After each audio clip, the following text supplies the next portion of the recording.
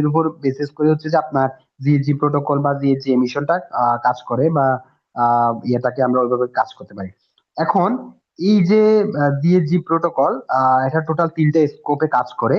আপনি এই স্কোপ গুলো জানলে তাহলে আপনার জন্য সামনে যে আমাদের পাওয়ার পয়েন্ট প্রেজেন্টেশন গুলো আছে, এগুলো আপনার বুঝতে সুবিধা হবে। জিএসজি এমিশনের টোটাল 3টা সেকশন থেকে আমার জিএসজি এমিশন হয়।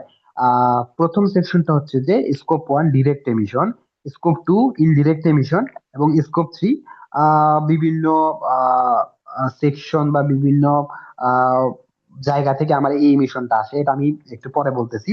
স্কোপ 1 স্কোপ 2 কি আমি সেটা আগে আপনাদেরকে বলি। স্কোপ 1 হচ্ছে ডিরেক্ট এমিশন। ডিরেক্ট এমিশনটা কি? যেটা আমার ফ্যাক্টরি থেকে সরাসরি ডিরেক্ট আমি এমিশন করতেছি, সেটাকে আমরা ডিরেক্ট এমিশন বলবো।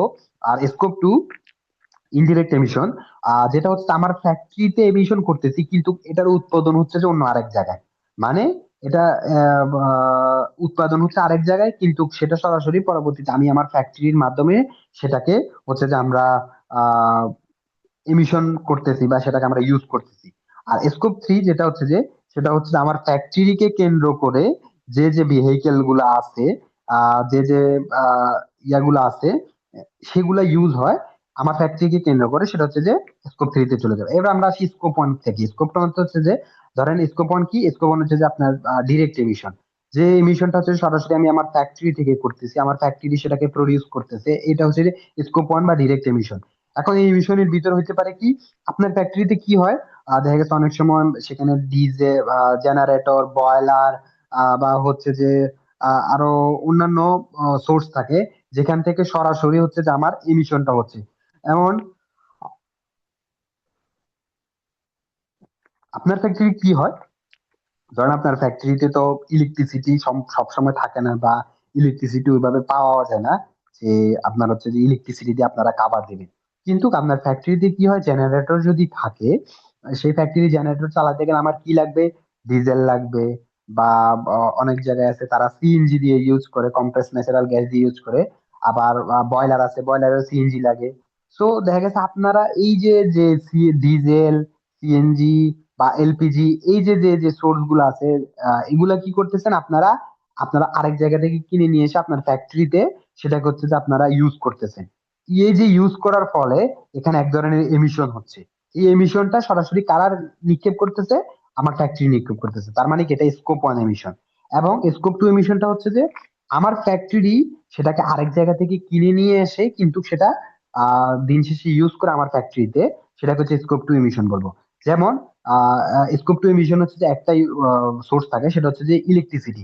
ইলেকট্রিসিটি তো আর আপনি উৎপাদন করেন না বা আপনি উৎপাদন করবেন না। ইলেকট্রিসিটিটা কি করেন আপনারা? আরেক জায়গা থেকে লাইনের মাধ্যমে সেটা কিনে নিয়ে আসেন, সেটা বিপিডিসি হোক বা পল্লী বিদ্যুৎ হোক বা বিভিন্ন যে ঢাকা যে বিদ্যুৎ ইয়ে আছে, সেগুলো হয়। তো যে কোনো কিছুই সেটা হইতে পারে এই যে ইলেকট্রিসিটি।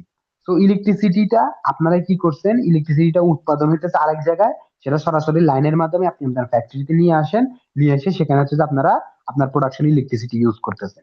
তার মানে কি, এটা হচ্ছে যে ইনডিরেক্ট এমিশন।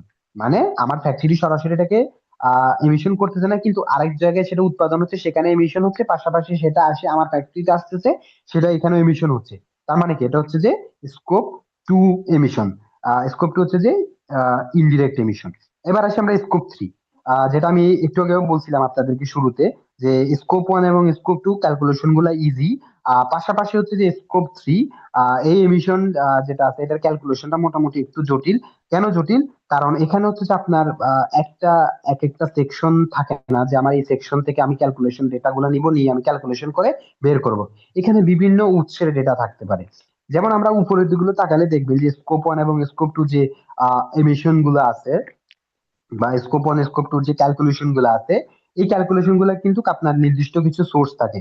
যেমন স্কোপ 1 হচ্ছে যে আমার কি সোর্স বলতে আমার ডিজেল, তারপর হচ্ছে যে এলপিজি, সিএনজি, যে যে সোর্স গুলো আছে, যে যে ইয়াগুলো আছে, এগুলার আমরা ক্যালকুলেশন গুলো ধরলে এটা আমার স্কোপ 1 ক্যালকুলেশন কমপ্লিট। আপনি যদি স্কোপ 2 তে যান, ইলেকট্রিসিটির কনজাম্পশন কনজাম্পশন ফ্যাক্টর, বা সেটা দিয়ে কনজাম্পশন দিয়ে ফ্যাক্টর দিয়ে গুণ দিলে আপনার একটা হয়ে যাচ্ছে। কিন্তু আপনার স্কোপ 3 যেটা আছে, এটা তো হচ্ছে দেখা গেছে আপনার বিভিন্ন উৎস থেকে আপনার ক্যালকুলেশন হতে পারে। যেমন আপনার ফ্যাক্টরি কি করে, অনেক সময় ওই যে আহ বিভিন্ন ধরনের পণ্য আনা নেওয়া করে। ফ্যাক্টরি কাঁচামাল র ম্যাটেরিয়াল, সেটা হচ্ছে যে ফ্যাব্রিক হতে পারে, সেটা অ্যাক্সেসরিজ হতে পারে, বা সেটা হতে পারে এমন যে আমার ফ্যাক্টরি ম্যানেজমেন্ট যারা আছে না, ম্যানেজার, জিএম, জিজিএম যারা আছে, তারা কি করে বিভিন্ন সময় অফিসের গাড়ি ইউজ করে আর যাতায়াতের জন্য। পাশাপাশি আমার ফ্যাক্টরিটার প্রোডাক্টটা তৈরি হয়ে এখান থেকে সরাসরি সেটা বন্দর পর্যন্ত যাবে। বন্দর পর্যন্ত যে যাওয়ার পরে বিভিন্ন ধরনের বড় বড় লরি ইউজ হবে। পাশাপাশি আরো ধরেন আমার ফ্যাক্টরিতে এই যে প্রোডাক্টটা তৈরি হচ্ছে, প্রোডাক্টটা তৈরি হওয়ার ফলে বিভিন্ন ওয়েস্টেজ হয় না, কাট পিস হয় না, জুট হয় না, সেগুলোকে কি করবো আমরা, সেগুলাকে থার্ড পার্টিকে দেওয়ার মাধ্যমে এই যে থার্ড পার্টির একটা গাড়ি আসবে, গাড়িটা ওয়েস্টেজ গুলো নিয়ে যাবে, সেখানে একটা এমিশন হয়। দেখা যাচ্ছে স্কোপ 3 এমিশনটা বিভিন্ন সোর্সেস বা বিভিন্ন উৎস থেকে হচ্ছে যে আপনার এই স্কোপ 3 এমিশনটা হয়। তো এই স্কোপ 3 এমিশনটাকে আপনাকে ক্যালকুলেশন করতে গেলে দেখা গেছে যে এক একটার জন্য এক একটা এমিশন ফ্যাক্টর দিয়ে আপনার এই ফ্যাক্টরটা জানতে হবে। এই ফ্যাক্টরটা জানলে আপনার হচ্ছে মোটামুটি আপনার ক্যালকুলেশন করতে জিনিসটা সহজ হয়ে যাবে। তো এই যে এখানে স্কোপ 1, স্কোপ 2 এবং স্কোপ 3, যেটা হচ্ছে যে আমি ডিপলি আলোচনা করলাম যে এখানে আসলে স্কোপ 1 কি, স্কোপ 2 কি এবং স্কোপ 3 কি। তো এখানে কি কারো কোনো কোয়েশ্চেন আছে কিনা? থাকলে অবশ্যই কোয়েশ্চেনটা করতে পারেন।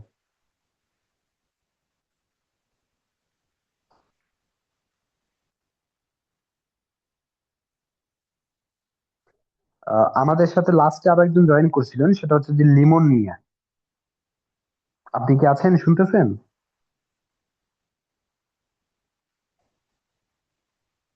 জি স্যার, আমি আছি, আমি শুনতেছি। ওকে, ওকে, থ্যাংক ইউ। তো আপনাদের কি কারো কোনো কোয়েশ্চেন আছে কিনা?